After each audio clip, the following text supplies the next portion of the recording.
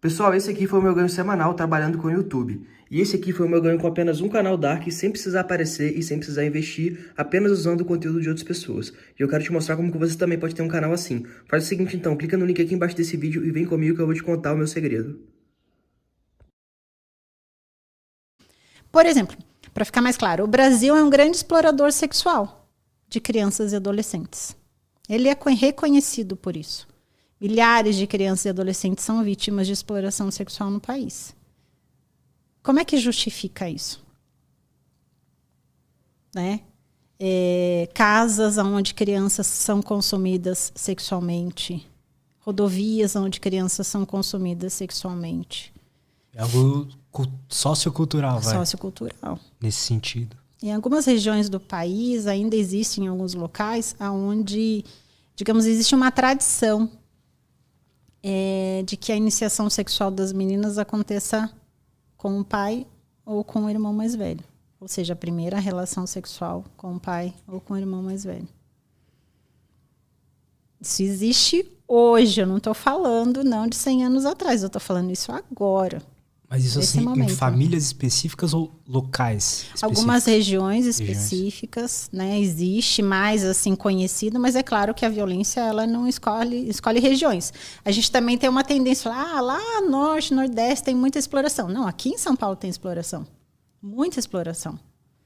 Basta a gente buscar, né, a gente tem operações né, de polícias específicas em relação à busca desses exploradores, aliciadores, são números absurdos, né, que a gente se depara do consumo sexual de crianças. A resposta é que não se sabe.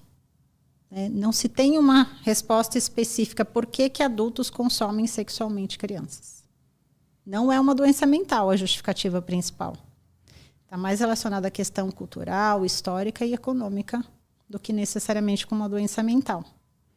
O que é difícil para lidar, assim, porque é mais fácil a gente colocar na caixinha da doença mental, sim, da monstruosidade, da perversidade, mas quando você se depara com os agressores, com o perfil dos agressores, são pessoas comuns. Por isso que é tão perturbador. Eu sempre faço um exercício com as minhas turmas, falo assim, pensa num homem adulto muito próximo seu. Pai, marido, irmão, bem próximo. Agora imagina só, chega alguém para você e fala que ele é um abusador sexual de criança. Qual é a sensação? É uma sensação ruim, sei lá. Imagina, impossível. Meu pai, meu marido, imagina, eu conheço muito bem. Então é isso que é mais assustador em relação ao abuso de crianças, né? Principalmente crianças e pessoas no início da adolescência, é que o abusador ele não tem cara, né? Não tem um aspecto físico que você olhe para ele e fale, nossa, esse é um abusador. Não tem padrão esses caras? Tem padrão de comportamento. Uhum. Mas que nem eu falei, a cara, aspecto físico, que as pessoas sempre esperam pelo monstruoso, não existe. Né? As pessoas também esperam muito por aqueles perfis de serial killers, né? Que tem um transtorno psiquiátrico muito grave. Também não é. Então, tem até um artigo que chama Abrimos a Caixa de Pandora, quando começamos a estudar a violência sexual contra crianças no Brasil. Porque a gente está remexendo aí nas profundezas mesmo da história do país. Né, do mundo em relação ao consumo sexual. Por exemplo, crimes de guerra. Quantas crianças não são estupradas? Sim. Em guerras, em fronteiras. E todos são doentes mentais? O que motiva, né? Porque assim, quando eu estava estudando aqui para o podcast, uhum, aí eu tô, ultimamente, né, cada época eu tô, sei lá, interessado por um tema diferente. Aí agora eu trouxe alguns neurocientistas aqui que falam sobre por que a gente toma, por que a gente tem certos comportamentos e como a gente às vezes não tem controle sobre muitos desses comportamentos. E aí um deles me recomendou um livro e tal, sobre macaco e tal, e eu fui pesquisar se tinha algum vídeo de macaco abusando de um outro macaco criança, por exemplo. Uhum. E tem, e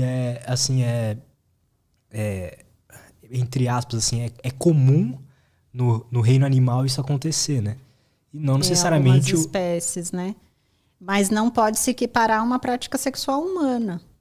porque eles não têm a mesma referência, né, lógica, né, a nossa lógica, a nossa construção social, o nosso raciocínio em relação à prática sexual com crianças, né? Não dá pra, eu conheço esses estudos, mas não dá muito para a gente equiparar, né, uma coisa a outra, né? A gente pode até tentar vincular, nossa, isso existe em outras espécies, mas, né, não somos uma espécie como qualquer outra, né? Sim, a gente tem conceitos de certo e errado, né? Exatamente. E aí entra mesmo na questão dos transtornos, a gente tem em torno de 20% de pessoas que realmente têm um transtorno chamado pedofilia, que é do âmbito da sexualidade, que realmente tem esses impulsos, esses desejos, essas fantasias. Isso é já conhecido cientificamente, mas a maioria não. Por exemplo, eu lembro que quando eu fui fazer o meu trabalho de conclusão de curso, eu tive acesso a alguns agressores sexuais, porque a minha ideia inicial era fazer o trabalho com os agressores. Tem uma psicóloga americana que eu gosto muito, que chama Anna Salter. Ela tem um livro chamado Predadores Sexuais. Daí ela vem listando estupradores, agressores sexuais, pedófilos. Ela vai fazendo as diferenciações entre as modalidades de predadores sexuais. E eu queria fazer algo parecido com esse livro. Só que o tempo era muito curto, né? Mas aí eu tive umas pequenas experiências. E eu lembro que uma das entrevistas que eu fiz foi com um indivíduo que tinha sido preso por estupro de vulnerável, né? Que era de uma criança. E ele era um caminhoneiro que estava tendo exploração sexual de crianças e adolescentes no posto que ele parou, né? Para dormir, se alimentar e tal. E aí foi oferecida uma criança para ele, né, para realizar a prática de sexo oral. E ele conversando comigo, ele falou assim, mas me trouxeram a criança. Não fui eu que fui lá, né, buscar uma criança para estuprar. Não, me ofereceram a criança. Eu queria ajudar. Ele na época, ele pagou R$5 para a criança fazer sexo oral nele, uma criança de 7 anos de idade. E ele estava convencidíssimo de que ele não tinha feito nada de errado, que na verdade ele estava ajudando a família, economicamente falando. Eles estavam passando necessidade, eu quis ajudar, paguei R$5, deixei que fizesse um sexo oral em mim. Ele estava legitimamente assim, pensando nisso. Convencido. Né? Então, é muito, né, estranho quando você pensa, como assim? Então, muitas pessoas pensam assim, utilizam crianças como substitutas sexuais, estão com desejo, estão com libido, querem drenar a energia sexual, é o que tem. É o que tem, então a gente usa o que tem. Porque para eles não é uma criança, especificamente, é um orifício. É um ânus, é uma vagina, é uma boca, é uma mão. Não é uma criança. Tanto faz se é uma criança, se é um adolescente, se é um adulto. É só o fato de satisfazê-los sexualmente. Quer respirar?